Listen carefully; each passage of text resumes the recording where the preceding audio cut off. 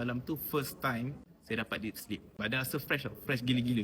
Nama saya Faris. Saya ada masalah depression dan anxiety. Saya start diagnose dengan doktor pada tahun 2020. Paling kritikalnya adalah pada tahun ni lah, awal tahun ni sampai saya susah nak tidur. Biasa saya tidur akan sejam atau 2 jam je sehari. Dan saya akan start overthinking sebelum tidur.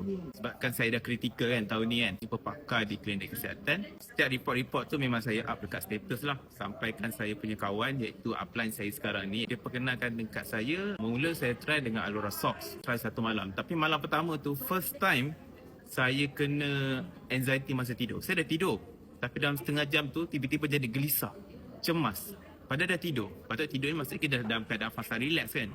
Tapi kita cemas. So saya tinggalkan Alora Socks tu. Lepas tu Next Bio. Dia kata try dulu 3. So saya try dulu 3 sachet Next Bio pada hari pertama.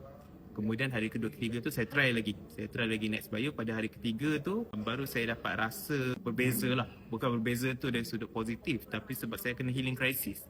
Sebab masa hari ketiga tu adalah total 3 hari saya tak membuang. Jadi badan rasa sangat berat, rasa malas dan rasa tak sihat lah. Rasa macam banyak sangat toksik kan. Jadi rasa tak best badan ni. Malam tu saya contact Ustaz Lan, saya contact Aziz. Kata kenapa makan Next Bio ni sepatutnya dia lancarkan pembuangan. Tapi jadi tak boleh berak 3 hari. Kita orang pergi jumpa dekat satu kedai ni. Ustaz suruh beli air mineral 1.5 liter, habiskan depan dia. Saya habiskan depan dia.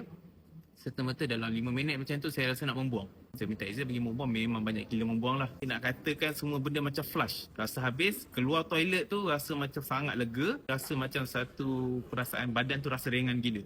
Bila dah rasa ringan, badan dah rasa sedap kan. Dia rasa macam, rasa lega, selesa. Malam tu first time, setelah sekian lama saya ada masalah tidur, saya dapat deep sleep. Saya bangun, saya masih rasa segar. Badan rasa fresh tau, fresh gila-gila.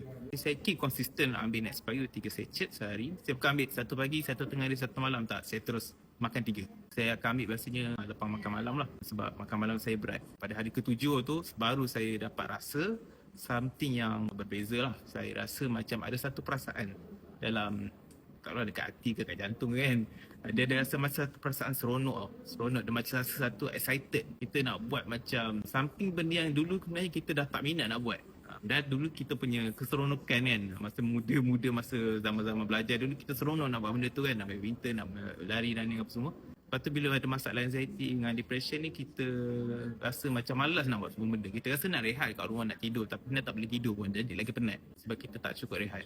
Pada hari ke-7 tu, saya rasa dan saya buat benda yang first kali adalah balik tu saya lari dekat Putrajaya. Dapat 10 kilo.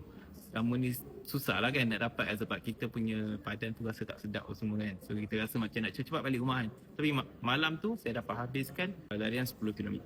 Kita ada rasa macam keseronokan dia tu. Lepas tu saya amal Next Bio, tapi pada masa saya top up dengan Alora Scarf dan Alora Socks. Saya dah memang sekarang ni tak ada masalah tidur lah.